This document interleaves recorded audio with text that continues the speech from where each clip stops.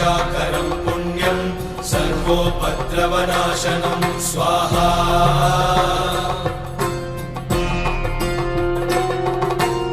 सर्वसम्पत्करं चैव स्वर्गमोक्षप्रदायकं ध्यात्वा नृसिंहं देवेशं हेमसिंहासनस्थितं स्वाहा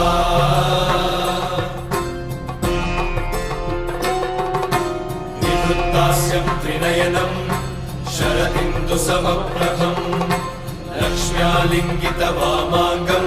विभूतिविरूपाश्रितं स्वाहा